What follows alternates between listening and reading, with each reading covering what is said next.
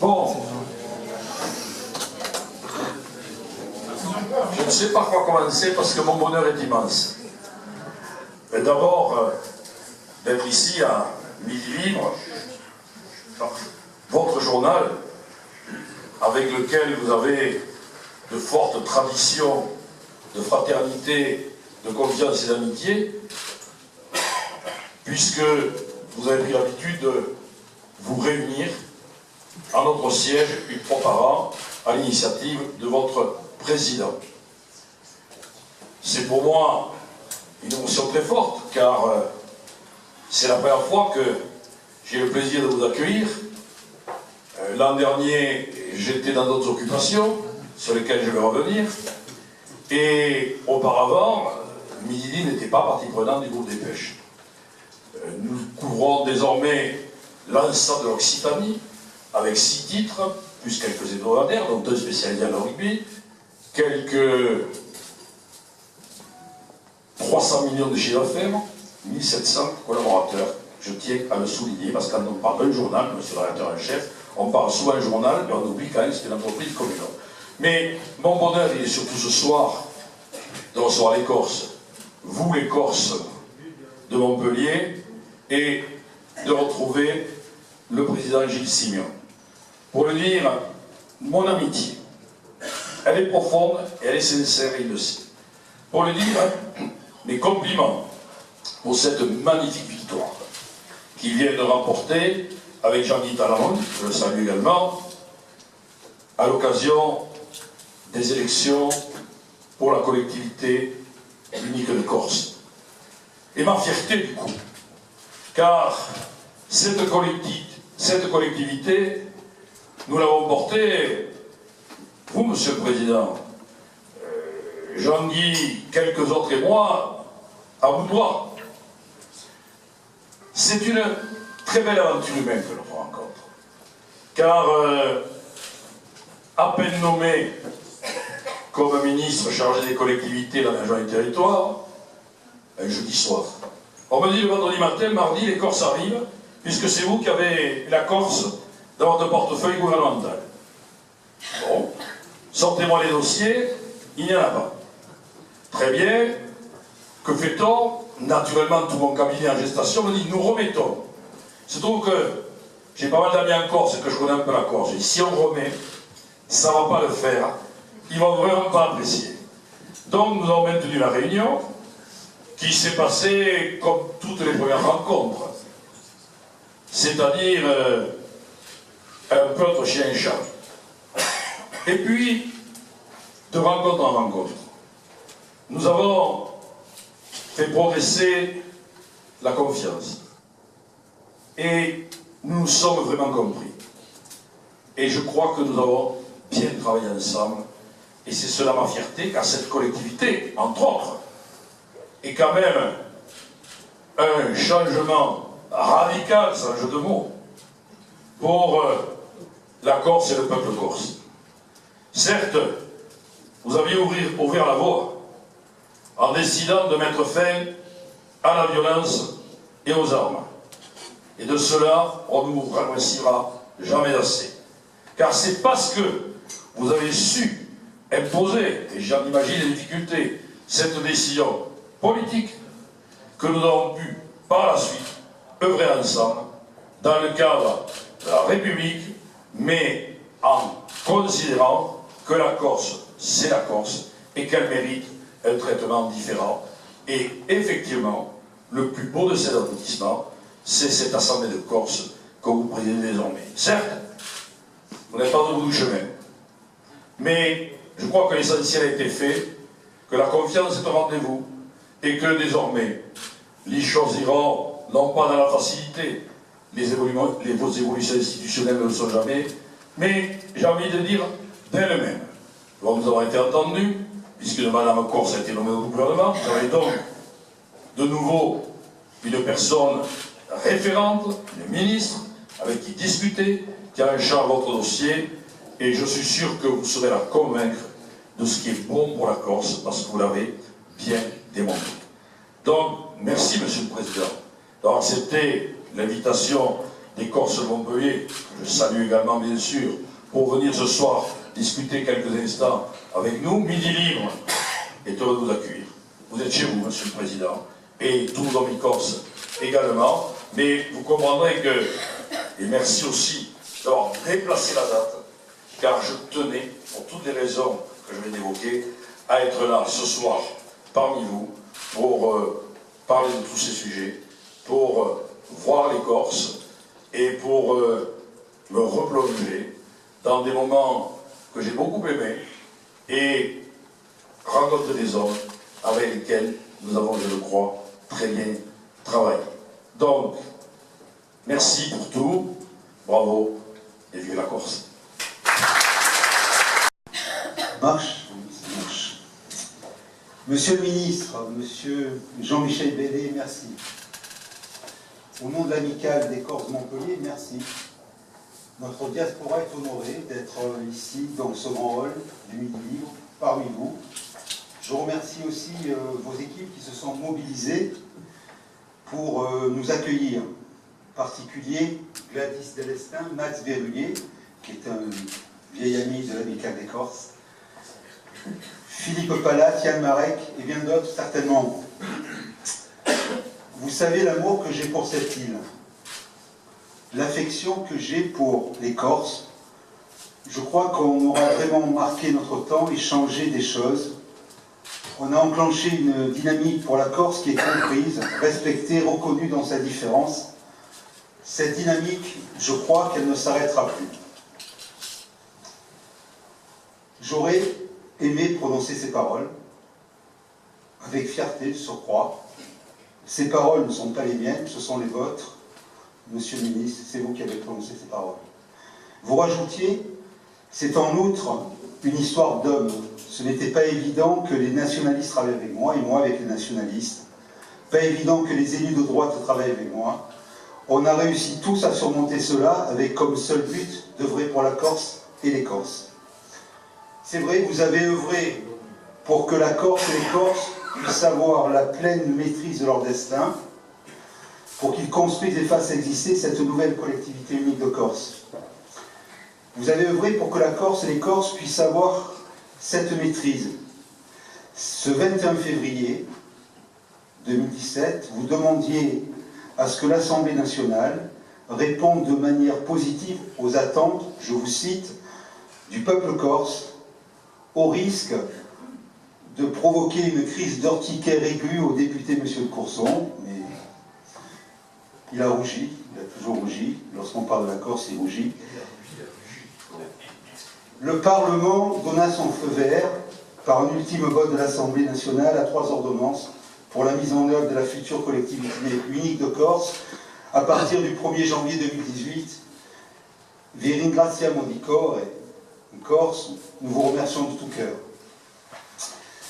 Je remercie le président Gilles Siméone pour son engagement et sa disponibilité dans ces temps qui doivent être véritablement raccourcis par l'immensité du travail qu'il y a à faire. Son discours d'investiture le 2 janvier fut un modèle d'ouverture, ému, rassembleur, sans concession. Il y aborda le fond avec pragmatisme, responsabilité, gravité et force. Notre président Gilles Siméone est aussi élu à l'unanimité président de la Commission des îles de l'Union européenne, qui regroupe 22 millions de personnes. Je remercie le conseiller régional, Patrick Crooks, qui nous a fait le plaisir d'être là l'an passé aussi, qui représente la présidente de la région Occitanie, Carole Delga.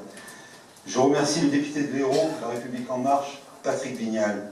Et je remercie le président du Parti des radicaux de gauche de l'Hérault, ancien président du mouvement européen, Philippe Tinès. Enfin, je remercie le directeur de cabinet, Jean-Baptiste Calendigne, et tous ceux qui ont œuvré à cette manifestation, parce qu'il y en a plusieurs. C'est jamais facile de monter ces opérations-là, mais on est content quand la disponibilité de chacun est là. Mesdames, Messieurs, chers compatriotes, en premier lieu, mes pensées vont aller à toutes celles et tous ceux d'entre vous qui souffrent Je pense à la famille de Thérèse, née Marinin, qui est partie il y a peu et qui repose en paix. Qu'il soit sur l'île ou sur le continent, Corse ou amis de la Corse, malades, dans des situations économiques ou personnelles délicates, nous les assurons de notre sincère compassion. Mes vœux s'adressent à tous les membres de l'amicale. Nous sommes fiers de pouvoir compter sur vous, fidèles, toujours là.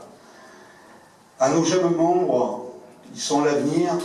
Je les sais motivés, je les sais engagés, je les sais respectueux d'eux-mêmes et des autres. J'espère que tous vos projets se réaliseront. Au petit Torso Tabogne, parce que c'est notre petit dernier, né hier, à sa maman Clara, son grand-père Paul-François Marianne, tous nos vœux de bonne santé et de bonheur. Mes vœux pour la Corse, pour que la paix y perdure, que nous puissions tous aider cette nouvelle collectivité unique à réussir la transformation de notre île dans le respect de nos valeurs et des traditions que nous avons pour plus de modernité et de prospérité. Et enfin, que nous gardions cette solidarité corse qui fait notre fierté et notre force. Pace salute per voi et per tutti i vostri cari.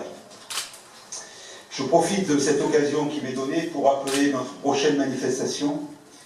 Le 27 janvier, nous organisons la traditionnelle messe de la Sainte-Dévote en partenariat avec le consulat de Monaco. Le consul de Monaco est ici présent, je vous remercie. Et le soir, nous ferons un concert caritatif au JAM, en partenariat avec le JAM, pour une association pour un sourire d'enfant, qui est une très très belle association. Et nous aurons l'honneur de recevoir une artiste corse, Patricia Gatacek, qui est vraiment quelqu'un de talent et de cœur. Donc nous serons très heureux de la recevoir. Nous y attendons nombreux. Alors, pourquoi l'initiative de cette table ronde?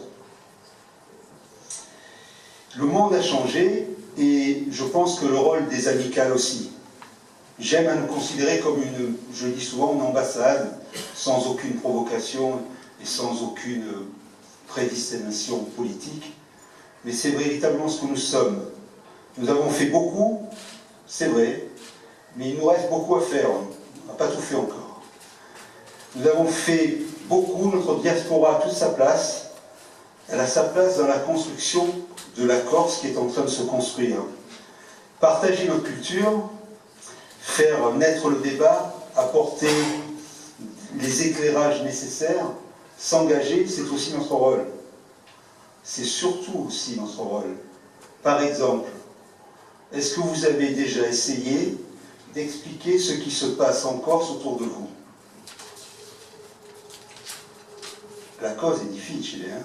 C'est difficile, hein? C'est vraiment très difficile. Et pourtant, la Corse, c'est pas une belle endormie, il s'y passe des choses. Pour preuve, l'arrêt de la clandestinité de la lutte armée du FLNC en 2014, la prise de la ville de Bastia par les autonomistes conduits par le président Gilles Siméon, la victoire aux élections territoriales régionales de 2015, la victoire qui a été amplifiée démocratiquement par le vote des dernières élections en décembre de 2017 avec plus de 56% des voix. Et à l'intérieur de ces Corses qui massivement ont voté pour la liste conduite par Gilles Siméon, il n'y a pas que des nationalistes et pas que des autonomistes. Il y a des Corses. Il y a des Corses, exactement. Cette victoire, elle engage la nouvelle majorité de cette nouvelle collectivité unique qui va employer près de 5000 agents. C'est aussi un programme approuvé par les électeurs.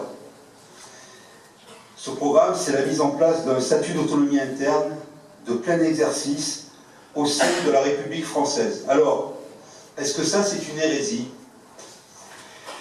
Alors, dans d'autres pays européens, comme en République fédérale Allemagne, les Länder, ça veut dire pays, sont dotés de nombreux pouvoirs, notamment en matière de police, d'éducation et de culture.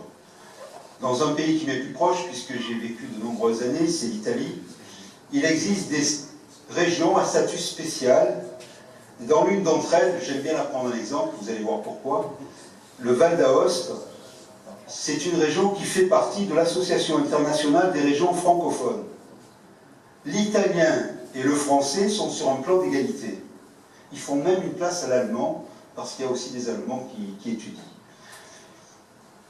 Je sais que ce n'est pas dans la tradition française, mais la tradition française évolue, heureusement.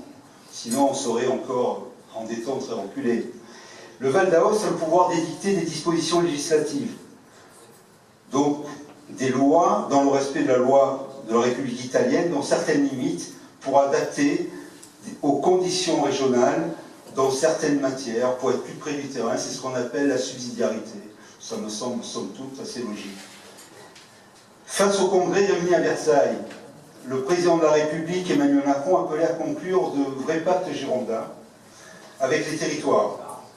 Face au congrès des maires, il affirmait « Le deuxième combat, c'est celui d'une plus grande autonomie parce que nous ne pouvons plus vivre dans un schéma en effet centralisateur et parisien. Alors, chiche,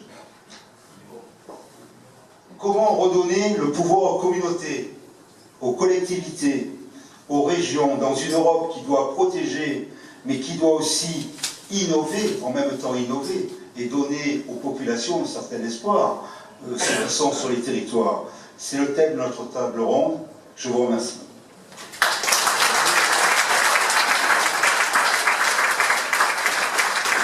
Aussi, j'appelle Patrick Vignal, député de La République En Marche, député sur la 9e circonscription de l'Hérault, et j'appelle Patrick Roux, qui est élu conseiller régional de la majorité de Carole Delga et qui effectivement a une vision occitaniste donc pour ce débat. Donc ce débat, on a 2-3 micros, je vais peut-être laisser ce micro aussi.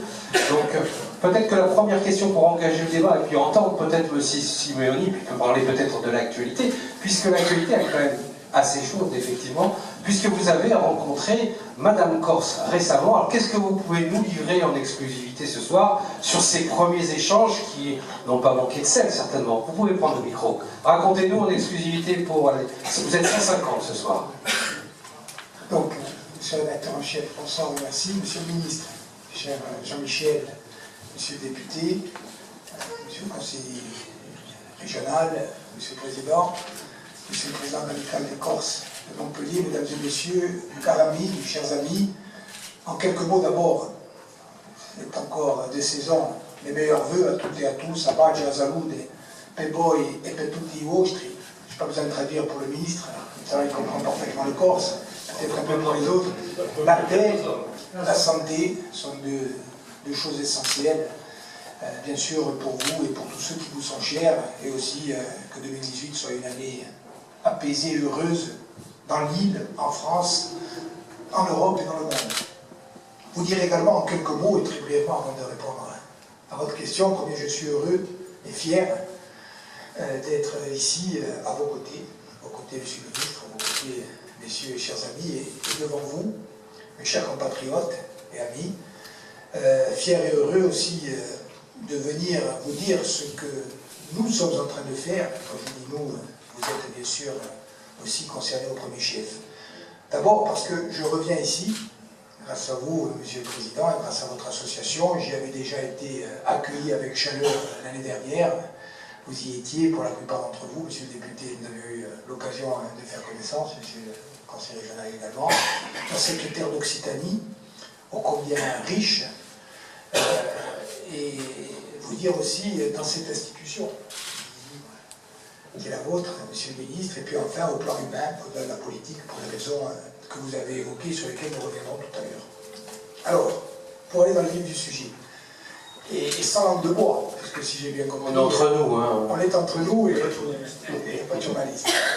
Non, il y a des aspects très positifs, il y en a d'autres sur lesquels nous sommes en désaccord, mais c'est la règle, et puis il y a aussi des points d'interrogation. Donc les aspects positifs, vous l'avez dit, monsieur le ministre, d'abord c'est qu'aujourd'hui, nous avons, j'allais dire enfin, un interlocuteur et un interlocuteur dédié. Je dis enfin parce que nous sommes élus depuis 2 ans, nous avons été réélus, vous le savez, en décembre, dans des conditions qui ont été surprenantes, y compris pour nous, en termes de résultats, et comme j'ai eu l'occasion de le dire, ça crée à notre égard beaucoup plus de devoirs que de droits. Mais depuis mai dernier, c'est-à-dire depuis l'élection du nouveau président de la République, nous étions dans l'attente d'un contact et d'un dialogue avec le gouvernement, avec le président et plus généralement avec l'État. Et ce contact et ce dialogue ne sont pas venus, en tout cas jusqu'à aujourd'hui. Donc nous nous inquiétions un peu, c'est vrai. Ensuite, il y a eu cette élection, et puis nous avons appris par la presse que Mme Gouraud serait nommée Mme Corse. Elle est là, et c'est une interlocutrice, et bien sûr nous sommes heureux de pouvoir échanger avec elle, et à travers le dialogue que nous avons avec elle, d'échanger avec le gouvernement et le président de la République. Deuxième élément positif, c'est que l'atmosphère était incontestablement à la décrispation, et le message qu'était venu faire passer Mme Gouraud, c'était globalement celui de la volonté de dialogue et d'ouverture, une volonté de dialogue et d'ouverture qui répondent exactement à l'état d'esprit dans lequel nous sommes, et j'allais dire que nous y sommes depuis longtemps, et nous avons une raison d'être dans cet état d'esprit, parce que ça nous a permis d'avancer de façon significative sur des dossiers importants. Alors, à l'époque, c'était Jean-Michel Baillet qui était directement en charge de ces dossiers.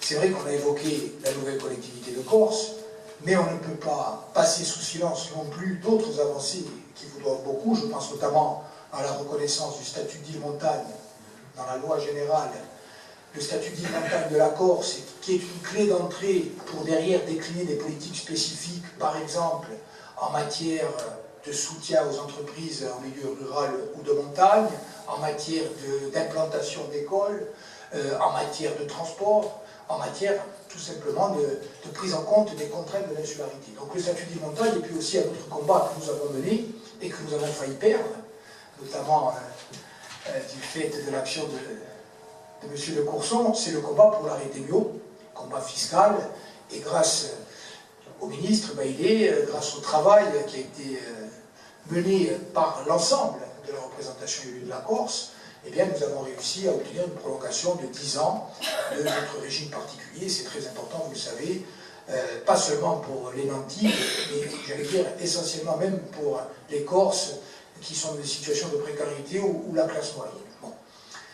Donc ça, ce sont des aspects très positifs. Volonté de dialogue, ouverture.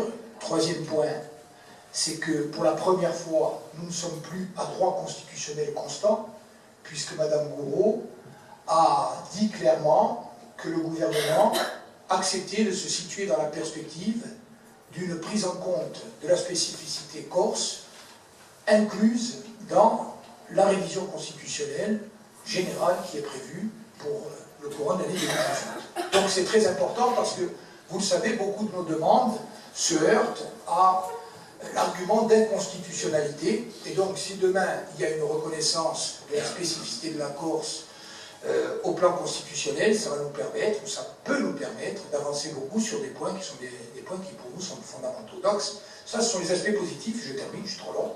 Les aspects négatifs, eh bien, d'abord on a fait le constat de désaccord sur des points qui sont pour nous fondamentaux, le statut de co-officialité de la langue corse,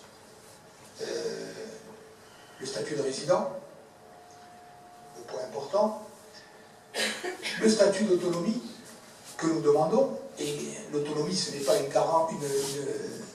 catégorie inexistante, en droit français, ça existe déjà, et je pense que, vous l'avez rappelé, Monsieur le Président, il y a aujourd'hui plusieurs centaines de millions d'Européens, insulaires ou pas, qui vivent au quotidien de façon apaisée des statuts d'autonomie, qui ne remettent en rien en cause les droits régaliens. Toutes les îles de l'Union européenne sont autonomes au jour d'aujourd'hui, et notamment la Sardaigne, vous le savez, depuis la fin de la Deuxième Guerre mondiale, par exemple, les Baléares le sont également, etc. Donc de ce côté-là, Mme Gouraud nous a dit, elle n'a pas dit de façon agressive, elle n'a pas dit de façon hostile, mais elle a dit avec fermeté, pour nous, ce sont des lignes rouges que nous ne franchirons pas. Et de la même façon que Mme Gouraud nous a affirmé cela avec fermeté, nous avons tenu à lui répéter, avec une fermeté qui n'était pas moindre, que nous avions été mandatés par le suffrage universel pour défendre ces notions. Alors une fois qu'on fait le constat d'un désaccord important, ce n'est pas une raison non plus pour fermer la porte au dialogue. On acte le désaccord, et puis on met de côté ce qui oppose, et puis on essaie d'avancer sur ce qui permet de rapprocher. Vous connaissez.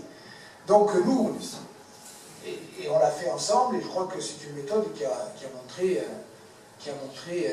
qu'elle était efficace. Alors nous sommes aujourd'hui là-dessus. Un dernier point aussi, je veux l'évoquer, la question des prisonniers politiques, que nous considérons comme politiques, même si là aussi il y a une discussion sémantique, Oui, de mots. Moi je ne prétends pas qu'il y a aujourd'hui en Corse des gens qui sont en prison pour leurs opinions. C'est pas ça la notion de prisonnier politique. Moi je me contente de reprendre la notion qui a été validée par le législateur en 1982, loi d'amnistie pour la Corse, en 1988, loi d'amnistie pour la Corse, en 1988, loi d'amnistie pour la Nouvelle-Calédonie, à savoir que sont des prisonniers que nous considérons comme politiques, les personnes qui sont condamnées, recherchées ou poursuivies pour des faits en relation avec la revendication ou le statut de la Corse. Ça n'enlève rien au caractère pénal des infractions qui leur sont reprochées, mais c'est simplement dire que ces personnes ont commis des infractions, ont été condamnées, et que ces infractions qu'elles ont commises, elles ont été en relation avec le contexte politique. Alors je vais tout de suite sur cet aspect, et je termine. C'est un aspect qui est très douloureux, surtout lorsque, sur le continent particulièrement, lorsqu'on évoque la violence, la clandestinité, éventuellement l'amnistie, on pense bien sûr à l'affaire la plus dramatique, c'est-à-dire l'assassinat du préfet Brignac. Je répète, bien évidemment, que je considère que ce sont des faits que rien ne peut justifier, que, vous le savez, depuis que je me suis engagé en politique, j'ai toujours milité pour la fin définitive de la violence clandestine, mais je dis aussi que aujourd'hui, cette question-là peut se régler dans le cadre du droit commun, y compris lorsque, sans parler d'amnistie, et d'ailleurs que les 3 personnes qui restent aujourd'hui emprisonnées au titre de cette affaire ne demandent pas l'amnistie pour ce qui les concerne. Et je rappelle également, s'agissant d'Yvan Colonne, de Pierre Alessandre et d'Alain Ferrand, que ces 3 personnes ont été jugées et condamnées définitivement par des magistrats professionnels qui ont expressément exclu la peine de sûreté de leur condamnation. C'est-à-dire que ces magistrats professionnels ont considéré que ces personnes méritaient d'être condamnées à la réclusion criminelle à perpétuité, mais qu'elles méritaient également de pouvoir bénéficier d'une libération conditionnelle, comme le droit commun le prévoit, au terme de 17 années de réclusion. Et qu'aujourd'hui, ces personnes ont accompli 18 ans, 19 ans pour 2 d'entre elles et 14 ans. Donc c'est un problème qui peut être traité par des juges et qui sera traité par des juges.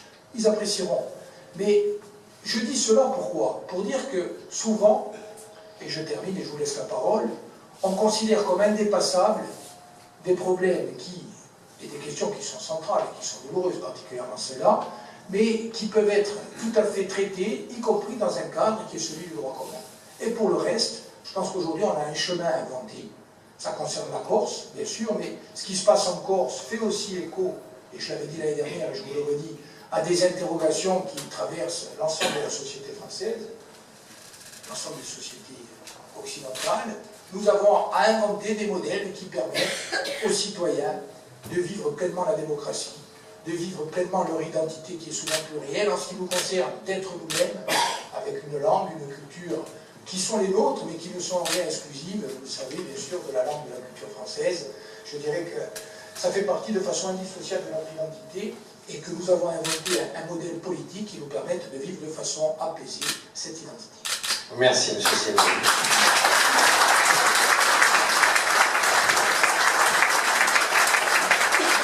Je crois qu'après votre intervention, il est important de donner peut-être la parole aussi au président Vaillet, parce que vous connaissez bien le problème corse, mais dans le nœud qu'il y a, oui, on va faire le tour de table, mais dans le nœud qu'il y a, quels seraient les conseils que vous pourriez donner à Mme Gouraud, dont on voit qu'il y a aussi peut-être quelques points d'achoppement. Vous avez dénoué des problèmes. 2-3 conseils pour qu'on puisse y voir un peu plus clair, pour que le dossier corse avance. Bon, j'aurais détesté Commando, donc je regarderai bien de le faire.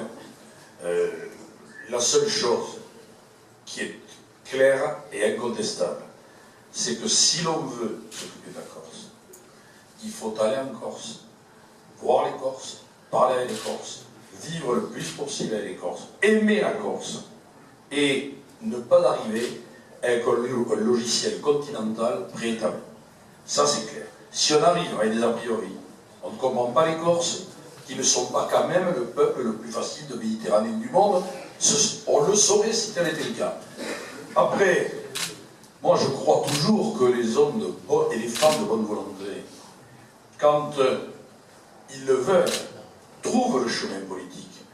Gilles Simeoni a dit ce que nous avions fait ensemble. J'aurais aimé que vous rappeliez l'agrégation de langue corse. Parce que je sais que vous tenez à votre langue, vous avez raison. Moi, je suis un Girondin pur sucre.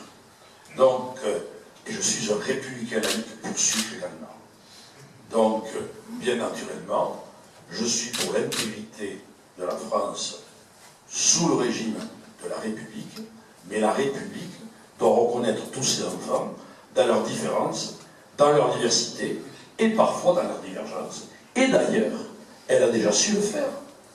Parce qu'on parle beaucoup de la Corse et des revendications portées par les Corses et leurs élus. Mais il y a déjà beaucoup de territoires de la République, y compris hors d'Europe, qui ont des statuts extrêmement évolués. Vous ne rêvez même pas d'avoir celui de la Nouvelle-Calédonie ou celui de la Polynésie. Mais ça existe aussi dans des départements français, en Martinique, en Guadeloupe, à Mayotte et autres. Donc c'est vers cela qu'il faut se diriger. Moi je pense que nous aurons du mal, parce que c'est toujours ainsi, à réviser la Constitution. Si le gouvernement y parvient, très bien, et moi je demanderai à mes amis radicaux de le soutenir. Mais les révisions constitutionnelles sont toujours affaires d'État dans notre beau pays de France.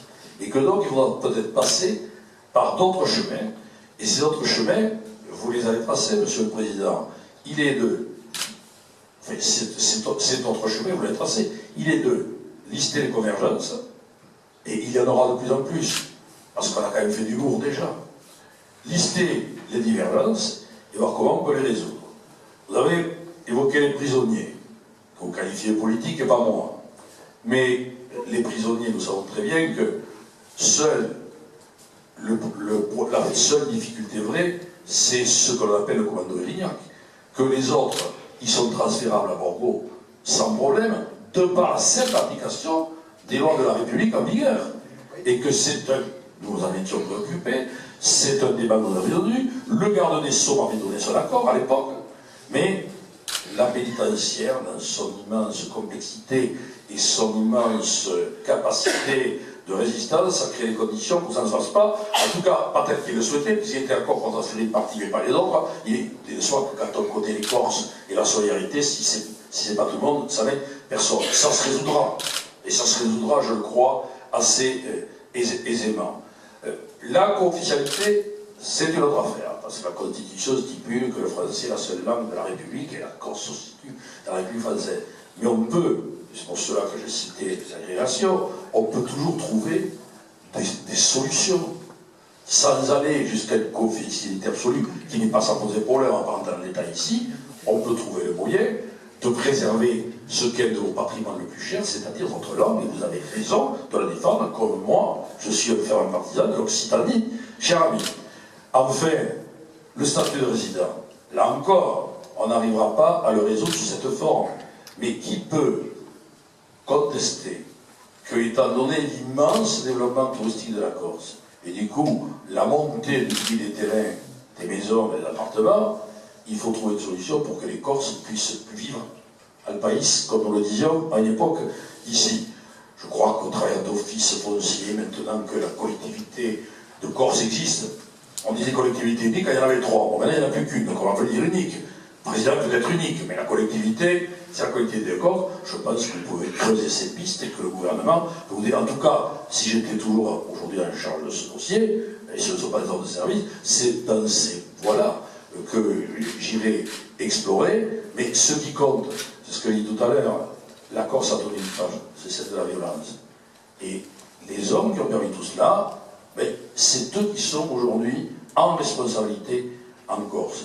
Avec eux, on peut avancer, et le gouvernement avancera, et c'est toujours la diplomatie qui préfère la violence et la négociation dont jaillit la lumière, et vous savez très bien, Monsieur le Président, faire jaillir la lumière. Donc moi j'ai confiance pour la Corse, et je vous le répète, je suis très fier d'avoir œuvré pour la Corse et pour son peuple.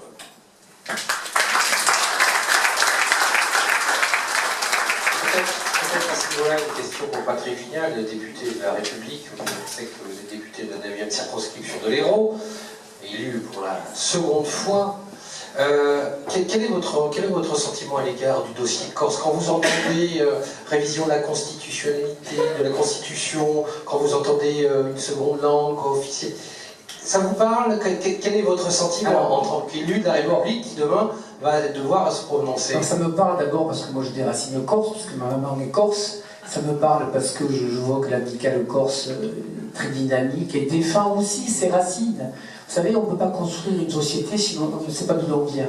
Ça me parle parce que j'ai rencontré Gilles Sébé l'année dernière de ma permanence et en fait, ce que je ressens ce soir, ce qu'a fait Emmanuel Macron en mai 2000, il n'y a pas très longtemps, Gilles est en train de le faire pour la Corse. C'est-à-dire qu'on a besoin de gens apaisés, on a besoin de gens d'ouverture, on a besoin de gens de dialogue. Et pour moi, la Corse est en train de tourner une page. Jean-Michel Ballet, qui a été un des meilleurs ambassadeurs, parce que je l'ai vu, moi, sur les bancs de l'Assemblée, nous expliquer qu'il fallait qu'on ait une ouverture d'esprit. Et donc, si vous voulez, aujourd'hui, je pense qu'il faut revoir le débat. Voilà. Aujourd'hui, on est dans une société qui était très conflictuelle, on a des soucis de terrorisme, on a des soucis de chômage, et on a besoin de femmes et d'hommes de consensus. Et Gilles, c'est la personne idoine qui va justement aussi faire le relais du peuple corse. Mais c'est pas que le peuple corse, c'est aussi le peuple occitan. Il va falloir se poser des questions. La France aujourd'hui vit au-dessus de ses moyens. Vous savez que par tête d'enfant, c'est 30 000 € que nous avons de dette pour nos gamins. Donc il faut repenser la société. On a décidé de faire 13 régions. On a décidé de décentraliser. Il faut arrêter de décider que tout passe par Paris. Paris, c'est certainement la meilleure ville du monde, mais la relation qu'on peut avoir avec nos territoires ne doit pas passer que par Paris. Donc ça, c'est le premier point, et c'est important. Après, moi, je trouve que sur le débat des prisonniers politiques ou pas, Gilles, je pense que c'est pas important. Et je sais que c'est pas important, puisque tu l'as dit, les prisonniers, ceux qui vont passer leur peine, dans 3-4 ans ils vont sortir. Je crois que l'image de la Corse nouvelle, c'est les 9 millions d'habitants. C'est l'île de beauté la plus belle du monde. Moi j'ai voyagé, et quand je prends mon bateau et que je viens en Corse, il n'y a pas plus belle île du monde. Donc si vous voulez, je pense que pour moi, Jean-Michel le disait, la définition du prisonnier politique, elle me gêne. Par contre, ce qui ne me gêne pas, c'est d'avoir une réflexion sur les gens qui habitent en Corse.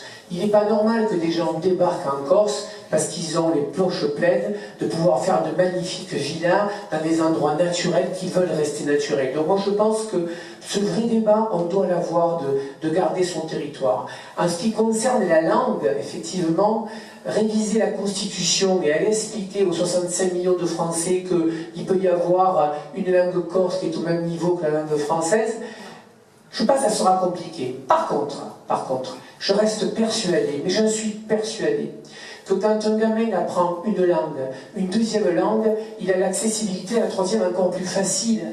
Donc on ne peut pas brider nos enfants. Donc, vous savez, quand je vois des gens qui parlent patois à leur gamin, on a perdu le patois, on a perdu l'occitan, on a perdu le basque. Donc si vous voulez, ça c'est une richesse culturelle. Alors, comme disait Jean-Michel, je ne sais pas si ça doit passer par la révision de la Constitution, ça doit passer simplement par la démocratie. Et là, le peuple corse, il a montré, il y a quelques jours, ce que c'était que la démocratie. Il a montré la grandeur de la France et la grandeur de la Corse. Donc moi, il est certain que je suis très passionné et très intéressé par ce débat, mais encore une fois, parce que je crois que le visage des nouveaux hommes et femmes politiques de Corse, il est là, et il y a de la bienveillance, il y a de l'ouverture et il y a de l'élégance. Merci.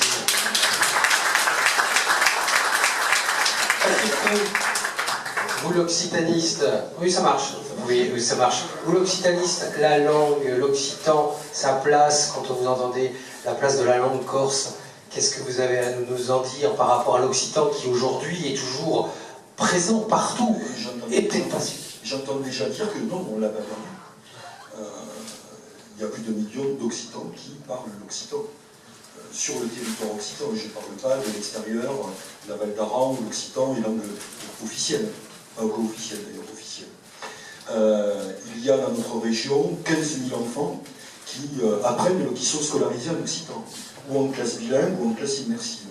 Donc l'occitan est, selon l'UNESCO, langue en danger, effectivement, mais l'occitan, j'ai envie de dire, n'a pas dit son dernier mot. Voilà. Alors, sur la relation avec la question corse, je crois qu'effectivement, il y a un certain nombre de proximités de ce point de vue-là. C'est-à-dire que non seulement l'identité corse, comme l'identité occitane, se doivent absolument d'être défendues, soutenues, promues, parce que celui qui pourrait penser, et je sais qu'il y en a encore qui le pensent, qu'une langue ou une culture est supérieure à une autre, franchement, c'est des gens qui ne sont pas fréquentables. Voilà. Et donc, la langue corse et la culture corse a valeur d'égalité la plus totale avec, effectivement, la langue française et la culture française. La question, effectivement, de la co-officialité qui se posera, et inévitablement, il est bien dur de faire taire une aspiration populaire quand elle vient d'aussi loin et d'aussi profond.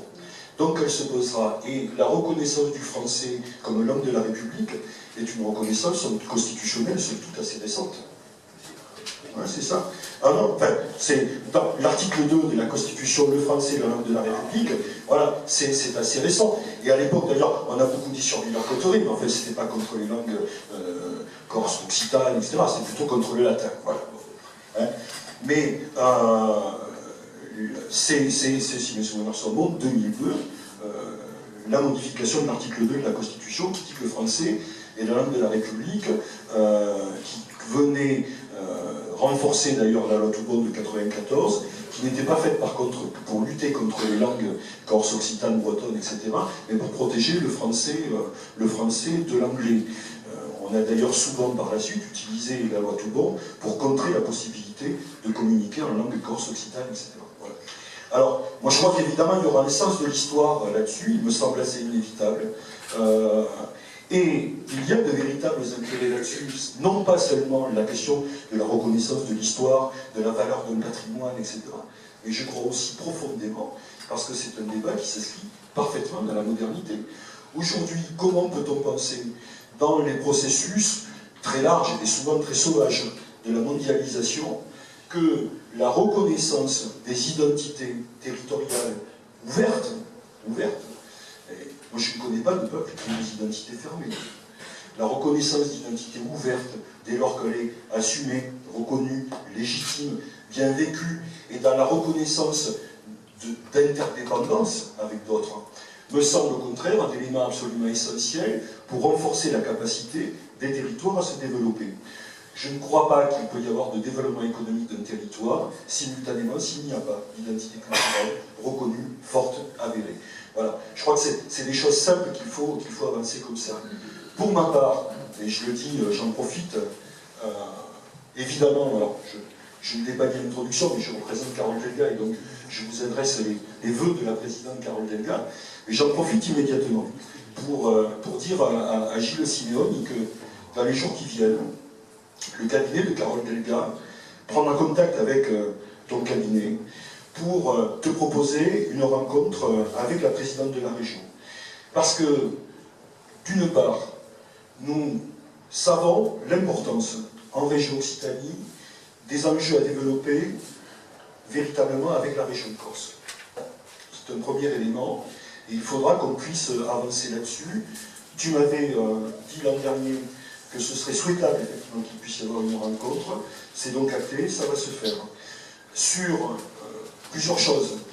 La première, je pense que ce que nous pouvons faire, et ça c'est une question éminemment politique, ce que nous pouvons faire pour continuer à apaiser la situation de la relation avec la Corse et la situation politique corse, c'est ne pas seulement de le regarder de loin, mais y prendre part en disant effectivement une région comme la région Occitanie a légitimité dans la relation avec la collectivité corse pour dire évidemment que c'est une région avec laquelle il faut discuter, avec laquelle il faut travailler, avec laquelle il faut avoir des relations tout à fait harmonieuses.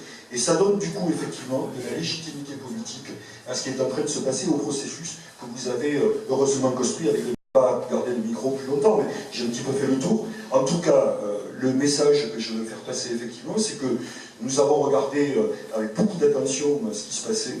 Moi-même, je ne passe jamais, je vous le jure, de la brosse à reluire, mais quand j'ai vu ta victoire, Gilles, aux élections récentes, à la maison, on a ouvert le champagne. Voilà. Et donc je crois effectivement qu'il y a à renforcer ces relations et à appuyer, en tout cas nous serons à tes côtés. Dernier mot peut-être, dernier mot sur la question de la langue. Quand on parle des choses, il faut être précis. Oui, M. Baillet a raison, le débat prendra le temps qu'il faudra, mais il y a déjà eu des avancées, l'agrégation. Je voudrais quand même indiquer que l'agrégation aujourd'hui, c'est un poste d'agrégation pour la Corse. Un poste. Un poste. C'est la même chose d'ailleurs pour la région Occitanie. Nous avons 50 inscrits à l'agrégation à l'université Paul Valéry à Montpellier. Nous avons au bout une seule inscription. Ce qui veut dire quoi? Ce qui veut dire qu'on va probablement avoir 48 des inscriptions. Puisqu'on sait évidemment qu'une préparation d'agrég est un travail considérable, et que si à l'issue c'est un poste qui sera seulement pourvu, c'est plutôt pas très motivant cette histoire. Donc du coup l'an prochain on nous dira, voyez, puisqu'il n'y avait que 2 ou 3 inscrits, c'est donc que ça n'est pas très intéressant et nous ne manquerons pas. Donc il y a là-dessus, je crois, par contre, à prendre langue avec le ministère. Moi je serai au ministère de l'Éducation nationale fin janvier, début février sur cette question-là. Et je crois qu'il faut, je le dis Gilles, je crois qu'il faut que nous travaillions aussi avec beaucoup de vigueur au sein de la commission sur cette affaire-là, au sein de la commission régionale de l'Assemblée des régions de France. Voilà. Très bien. Merci pour cette intervention, M. Roux. Vous avez compris l'invitation qui a été lancée. Christine, au regard de vos précédents mandats, notamment européens, je crois que vous êtes toujours attaché parlementaire, de Virginie Rosière. Tout à fait. Absolument. Et le regard de l'Europe sur ce qui s'est passé en Corse, qu'est-ce que vous pouvez nous en dire? Comment ça a été accueilli? Ça a été accueilli, l'Europe est légaliste, donc ils ne peuvent qu'approuver ce qui s'est passé, puisque le cheminement qui a été pris est tout à fait ce qu'il faut faire dans les différentes régions. C'est-à-dire qu'il y a eu une lutte armée qu'on peut déplorer, puisqu'il y a eu des morts d'innocents de tous les côtés, et puis qu'on meurt même pour ses convictions, c'est dramatique. Donc le fait d'avoir arrêté comme ça la lutte armée, c'est bien et c'est estimable, parce que c'est pas simple. C'est pas simple, parce qu'il y a toujours des extrémistes qui veulent continuer, donc il faut les ramener à la raison. Donc vous avez pris un cheminement, avant 2014, les nationalistes ou indépendantistes n'arrivaient pas à plus de 20%, dans les 20%, parce qu'ils n'avaient pas de grande ville à diriger. Quand la lutte armée s'est arrêtée, petit à petit, le cheminement des idées dans la paix a fait que aujourd'hui, les nationalistes et les indépendantistes sont maîtres de l'île et peuvent faire passer. Ils ont un programme qui est clair, qui a été approuvé et par la majorité des Corses. Il y a eu, je crois, 56% des personnes qui vous ont élus. Donc on ne peut que se satisfaire de ce cheminement. Et je pense que toutes les régions devraient aujourd'hui suivre cet exemple. Après, je vais peut-être être moins consensuel que ce qu'on a entendu là, parce que... Mais moi, je suis légaliste. Donc aujourd'hui, la République est une indivisible. Et la Constitution. Donc on ne peut passer, même si on trouve des moyens détournés en attendant, pour faire en sorte que les différentes cultures qui forment la France, parce qu'il y a la culture occitane, il y a la culture corse, il y a la culture bretonne, la savoyarde, etc. Le peuple français, il est constitué d'une mosaïque de communautés, moi je n'irai pas jusqu'à peuple, mais de personnes, de cultures différentes. Donc, quand on prend l'exemple d'Italie, d'Allemagne, d'Espagne, c'est des constitutions qui sont complètement différentes, parce qu'elles sont décentralisées, elles ne sont pas régions, ce que n'est pas la France. La France est centralisée aujourd'hui. Donc, il faut qu'on en parle, comme le disait Patrick. C'est la démocratie qui doit faire en sorte que si on doit changer, il faut aller jusqu'au bout. Je pense qu'il faut aller au-delà de la problématique corse, parce que, comme je dis, les Bretons ont les mêmes demandes, les Occitans ont les mêmes demandes, les Savoyards ont exactement les mêmes demandes. Donc je pense qu'il faut avoir un vrai débat national pour savoir quelle politique on veut réellement pour la France dans 40 ans ou 50 ans, et voir si on veut rester sur un pouvoir jacobin centralisé ou un pouvoir girondin, comme le disait ce ministre, en France. C'est là le débat. La Corse nous ouvre le chemin, l'Occitanie aussi avec les calandrettes, les écoles calandrettes, etc. nous ouvre le chemin. En Bretagne aussi, il y a des associations qui sont assez actives. Donc je pense qu'il est aujourd'hui, je pense que les Français sont assez mûrs pour avoir un débat de fond, pour savoir quelle structure on veut pour la France. Est-ce qu'on reste sur un système centralisé, en décentralisant quelques menues choses, mais sans en donner l'argent? Comme ça, les collectivités qui y sont auront beaucoup de mal à pouvoir les appliquer parce qu'elles n'auront pas les financements. Ou est-ce que réellement on se dit, ben voilà, on crée une France au même titre que l'Allemagne, l'Italie, l'Espagne, et puis on crée des régions, et c'est les régions qui aujourd'hui, en laissant évidemment les pouvoirs régaliens à l'État, et puis c'est les régions qui mènent, et on structure notre pays d'une autre façon. Et je pense que le débat il est là. Il doit aller au-delà aujourd'hui de la Corse, mais vous me donnez l'exemple. Donc demain, ayons ce débat. Est-ce que le gouvernement sera prêt à le faire? Ça, c'est tout autre chose. Après, l'Europe, elle a un regard très simple. On l'a vu avec la Catalogne. C'est un problème national. C'est pour eux, ce qui compte, c'est les États. C'est pas les régions. Il y a un État. L'État décide que le référendum n'est pas légal. Ben, ils suivent le gouvernement espagnol qui dit que c'est pas légal. Et c'est pour ça que Rajoy n'a pas pu avoir un arbitre, entre guillemets, européen qui vienne en Espagne pour dire bah non, pour l'instant, l'Europe reste une Europe des nations.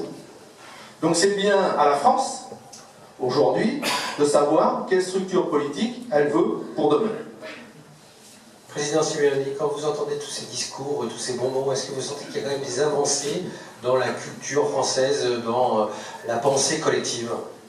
Oui, enfin, d'abord, je voudrais remercier chacun des intervenants pour les mots et pour l'esprit d'ouverture. Moi, je suis persuadé qu'aujourd'hui, il y a la place pour trouver un chemin. Et c'est vrai qu'on est frappé lorsque... D'abord, il faut apprendre à se connaître. Je crois que c'est la première chose qu'il faut retenir, c'est que souvent, lorsqu'on ne se parle pas, on ne se connaît pas, on ne peut pas savoir ce que l'autre pense, ce qu'il est. Et donc il y a ce travail aussi de reconstruction qui est à la fois un travail individuel, mais qui est un travail aussi politique. Donc moi je suis frappé de voir, lorsqu'on explique les choses, parce qu'on a aussi, et je m'adresse notamment à nos compatriotes, on a un travail à faire aussi sur nous-mêmes, par rapport à l'histoire qui est la nôtre. Et je voudrais peut-être insister là-dessus. Ce qui se passe en Corse, c'est pas seulement la question de la relation entre la Corse et l'État, même si c'est une question fondamentale. Mais plus fondamental encore, c'est le travail qu'est en train de faire la société corse sur elle-même. Et c'est pour ça, à mon avis, qu'il ne faut pas résumer ce qui se passe en Corse simplement à l'analyse des rapports nouveaux entre la Corse, l'État et la République. Un mot là-dessus, et après je développe sur le deuxième point. Moi, ce que je voudrais, c'est qu'on ne passe pas à côté d'une chance qui nous tend les bras, c'est de sortir définitivement d'une logique de conflit qui a marqué les relations entre la Corse et la République depuis un demi-siècle pour la période contemporaine.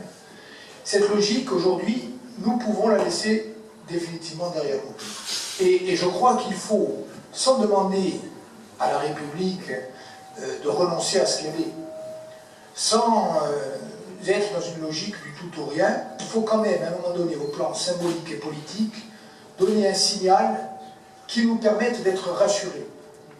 Parce que nous voyons les choses aussi, et c'est important à intégrer, dans une logique de vie ou de mort de ce que nous sommes.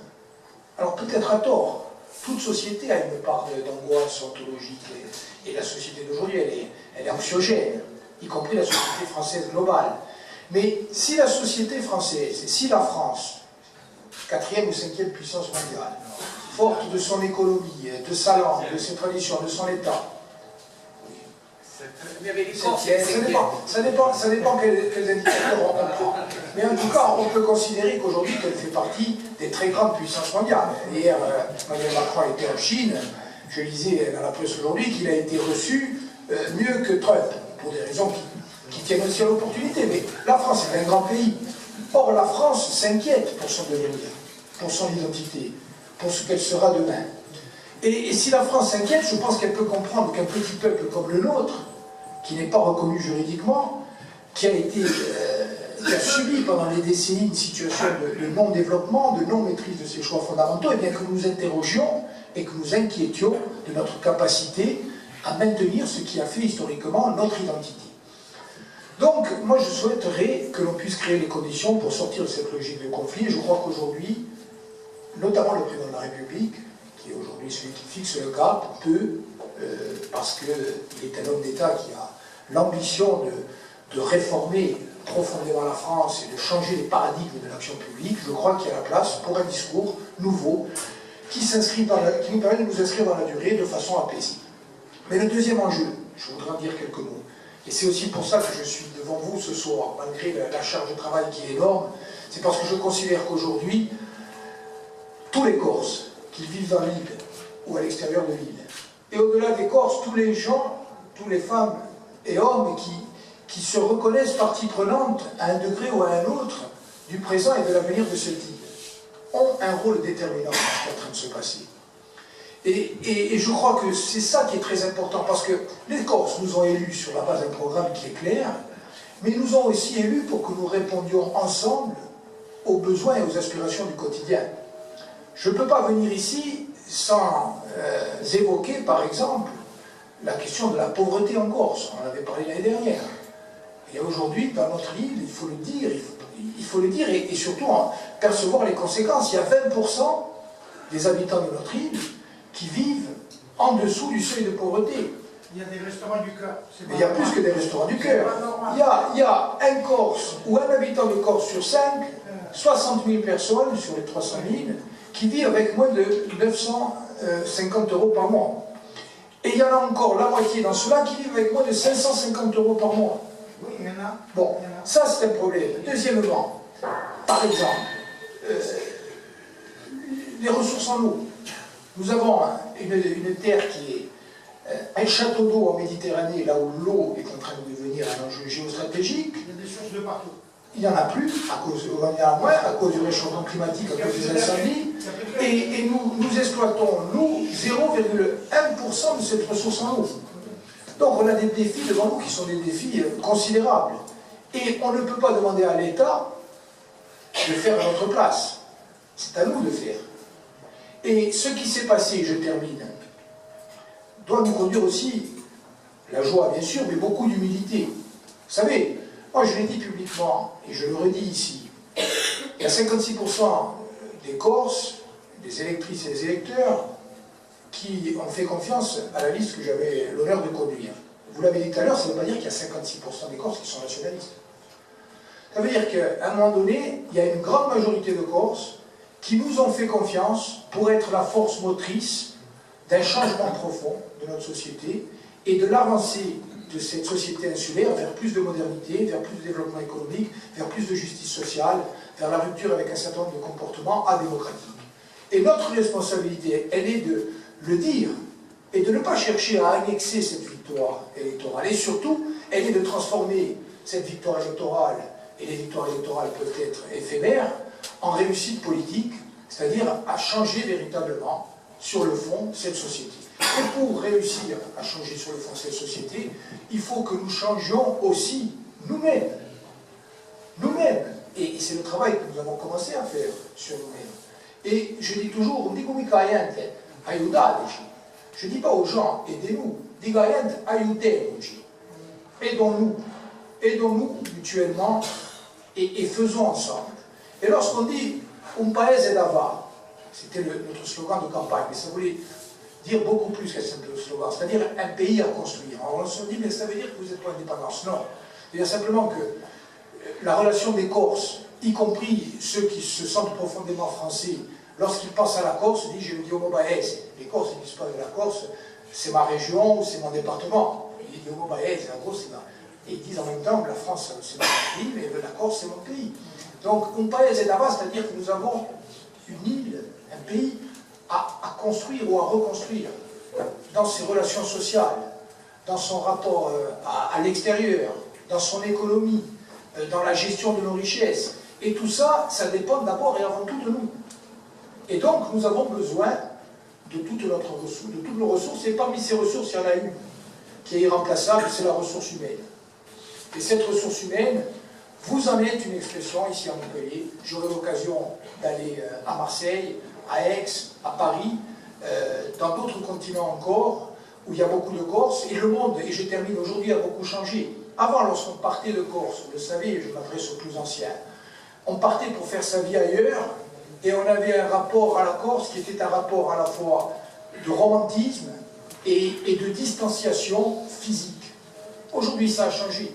Aujourd'hui, vous pouvez avoir votre vie à Montpellier et être toutes les semaines, surtout si on améliore les transports, en Corse. Vous avez Internet. Donc, vous avez un monde qui est un monde aujourd'hui de plus en plus réduit. Et nous pouvons aujourd'hui optimiser toutes ces ressources, et c'est la raison pour laquelle le rapport à la diaspora, aux Corses de l'extérieur, ne doit plus être simplement un rapport romantique, mais un rapport construit politiquement. Vous devez, selon des modalités que vous choisirez, parce que le rapport à la Corse peut être différencié, mais il faut que tous les Corses de l'extérieur, et au-delà des Corses, et j'en dis un mot, je termine, il faut que vous puissiez participer directement à tous les choix qui vont être les choix essentiels de cette île dans les années à venir. Ça ne s'exprime pas les élections, mais ça s'exprime aussi par la mobilisation de l'économie, par la solidarité, par la culture, par l'apprentissage à l'extérieur de la langue corse, etc., etc. Et un mot enfin pour dire que beaucoup de gens qui nous ont votés ne sont pas nés en Corse. Beaucoup de gens qui nous ont votés sont des gens qui sont arrivés il y a 2 ans, 3 ans, 5 ans, 10 ans en Corse, et qui se sentent profondément corses. Et c'est en cela aussi que notre identité n'est jamais replie sur elle-même, elle est toujours ouverture. Et historiquement, vous le savez, la Corse a toujours fabriqué des Corses au fil des siècles.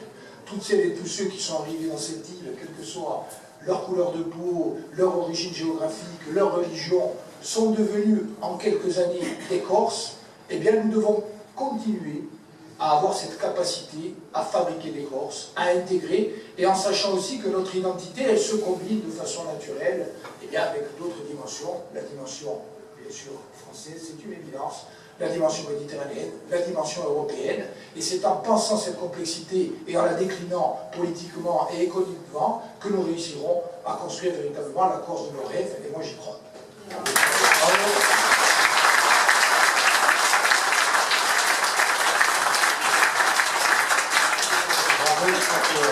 C'était peut-être le mot de la fin, parce qu'effectivement, monsieur le président Simeoni nous a bien fait comprendre la nécessité de poursuivre dans la voie de ce que vous avez entrepris depuis décembre.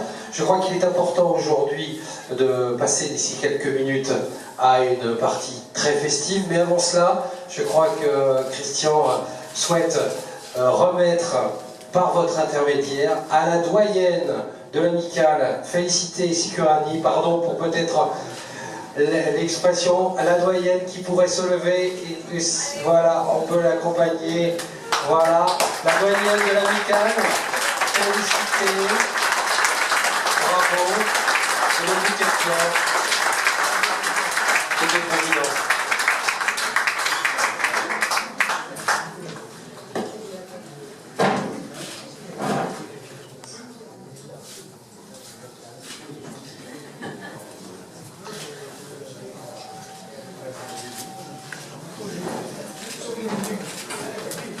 En tout cas, merci au Président, merci à Monsieur le Ministre, merci à Messieurs les intervenants, merci à Monsieur Castelli qui a été grand organisateur, merci vraiment, Christian, on peut le saluer aussi, parce que c'est lui qui a organisé tout cela. Merci Monsieur Castelli, grâce à vous, nous sommes là. Maintenant, si vous voulez bien rejoindre le hall d'entrée pour un apéritif.